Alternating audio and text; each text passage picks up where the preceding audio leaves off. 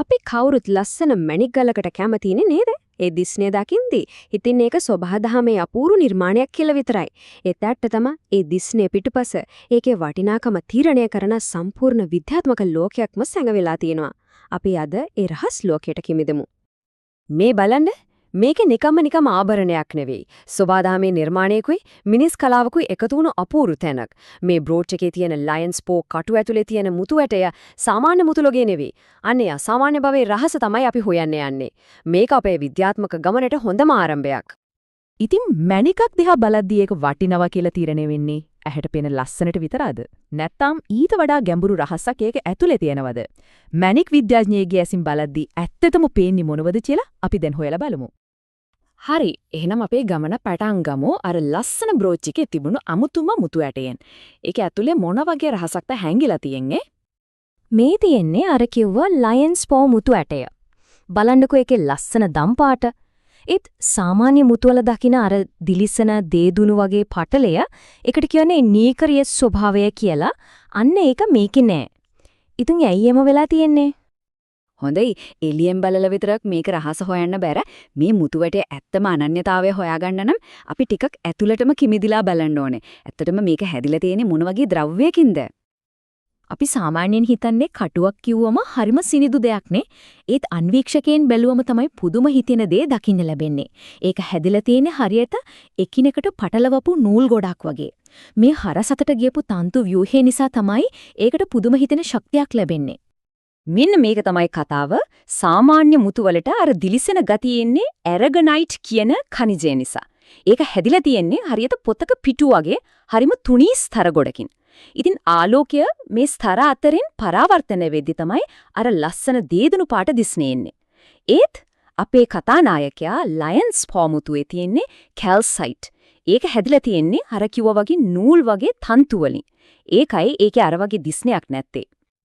හරි. විද්‍යාඥයින් මේක තවත් අහුරු කරගන්න පාවිච්චි කරන ක්‍රමයක් තියෙනවා. ඒ තමයි ඝනත්වය මනින එක. නැත්නම් විශිෂ්ට ගුරුත්වය. හිතන්නකෝ එකම සයිස් එකේ යකඩ කෑල්ලකුයි ලී කෑල්ලකුයි බර වෙනස් නේද? අන්න ඒ වගේ තමයි.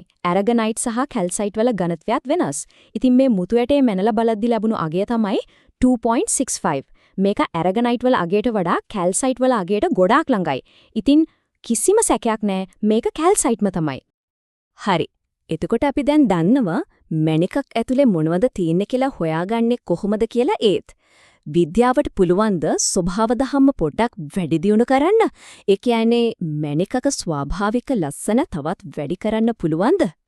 මේක ඇත්තටම මැණික් ලෝකයේ පේන ලොකු කතාබහක්. සමහරු කියනවා මේක සබා දහමට කරන අසාධාරණයක් කියලා, තවත් අය කියනවා මේක කලාවක් කියලා.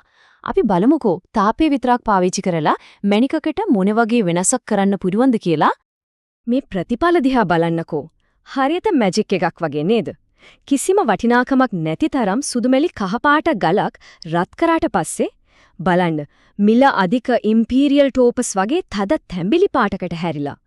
වැදගත්ම දේ තමයි මේ වෙනස ස්ථිරයි. ආපහු හරවන්න බෑ. අනිත් ගල බලන්න ඒක රත් කරාම උඩින් අමුතුම රිදී පාට පටලයක් හැදිලා. අර රිදී පාට පටලය හැදෙන එකත් අහම්බයක් නෙවෙයි. ඒක පිටුපස තියෙන විද්‍යාවම තමයි. ගල රත් කරද්දී ඒක ඇතුලේ තියෙන යකඩ හරියට මලකඩ කනවා වගේ ඔක්සිකරණය වෙලා හිමටයිට් කියන ඛනිජය බවට පත් වෙනවා. අන්න ඒ හිමටයිට් තට්ටුව තමයි අර දිලිසෙන පෙනුම දෙන්නේ. හරි, හඳුනා ගැනීම ගැන කතා කළා. වෙඩි දියුණු කිරීම ගැනත් කතා කළා. දැන් අපි එන්නේ මැණික් ලෝකයේ තියෙන සමහර විට ලොකුම අභියෝගයට. මිල අතික ස්වභාවික මැණිකක් විද්‍යාගාරයකින් හදපු එකකින් වෙන් කරගන්නේ කොහොමද කියන එක. හිතන්නකෝ ලොකු මුදලක් වියදම් කරලා මරකතයක් කන්නවා කියලා. ඒක ඇත්තටම පොළවෙන් ගත්ත එකක්ද නැත්නම් ලැබ් එකක හදපු එකක්ද කියලා 100%ක්ම විශ්වාස කරන්න පුළුවන්ද? ඇහැට බැලුවම නම් දෙකම එක වගේ. අන්න ඒ වගේ වෙලාවක තමයි විද්‍යාව උදව්වට එන්නේ. මේ ක්‍රමයට කියන්නේ වර්ණාවලි ක්ෂණය කියලා. සරලව කිව්වොත් මේක හරියට මැණිකකට කරන DNA පරීක්ෂණයක් වගේ. විද්‍යාඥයින් කරන්නේ මැණිකක් හරහා ආලෝක කිරණයක් යවලා ඒක කොච්චර ආලෝකය උරා ගන්නවද කියලා මනින එක. හැම මැණිකක්ම ආලෝකය උරා ගන්න විදිය වෙනස්. ඒ නිසා ලැබෙන මේ ප්‍රස්තාරය ඒ මැණිකටම විතරක් ආවේනික ඇඟිලි සලකුණක් වගේ. ඉතින් ලැබ් එකේ හදපු මරකතයක් අහුවෙන්නේ කොහොමද? බලන්න ඒක හදන ක්‍රියාවලියේදී ඉතුරු වෙන පුංචි පුංචි රසායනික ද්‍රව්‍ය, ඒ කියන්නේ HCl, ඇමෝනියම් වගේ දේවල් ඒක ඇතුලේ හිර වෙනවා. මේවා ස්වභාවික මරකතයක කවදාවත් දකින්න ලැබෙන්නේ නැහැ. මේවා හරියට ඒ මැණිකේ උපන් සහතිකයේ වගේ තමයි. ඒක ඉපදුනේ කොහෙද කියලා පැහැදිලිවම කියනවා. හරි අපි මෙච්චර වෙලා කතා කළේ රසායන විද්‍යාව ගැනනේ. ඒත් මැණිකකට අර දිස්නය අර ජීවිය දෙන්නේ මොකක්ද? ඒකට උත්තරේ තියෙන්නේ භෞතික විද්‍යාවේ.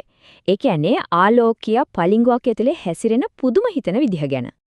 ඒ දියමන්තයක් විතරක් එච්චරටම දෙලිසන්නේ. ඒ සමහර මැණික් දිහා බලද්දි එක එක පැත්තෙන් එක එක පාට පේන්නේ. මේවා අහම්බෙන් වෙන දේවල් නෙවෙයි. මේ ඔක්කොම පාලනය කරන්නේ නොබින්දිය හැකි භෞතික නීති.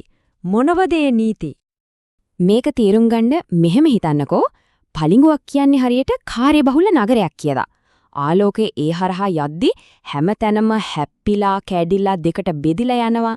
ඒත් හැම පලිඟුවකම එක විශේෂ පාරක් තියෙනවා. හරියට කිසිම ට්‍රැෆික් එකක් නැති හයිවේ එකක් වගේ. අන්න ඒ පාරට තමයි ප්‍රකාශ අක්ෂය කියලා කියන්නේ. ඒ දිගේ යන ආලෝකයට කිසිම බාධාවක් නැහැ. කෙලින්ම ගමන් කරනවා. මේ සංකීර්ණ රූප සටහනෙන් පෙන්වන්නේත් අර සරල අදහසම තමයි.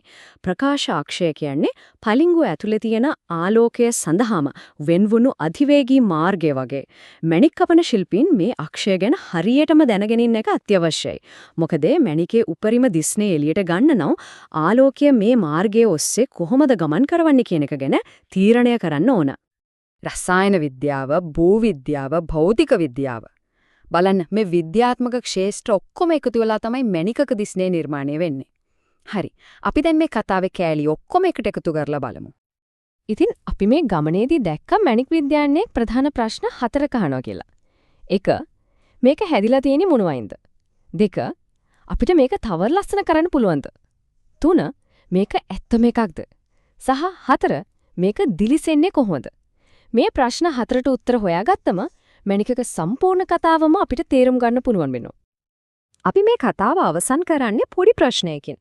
තාක්ෂණයේ දවසින් දවස දියුණු වෙනවා. ඉතින් අනාගතයේදී අපි වඩාත්ම අගය කරන්නේ මොකක් වෙයිද?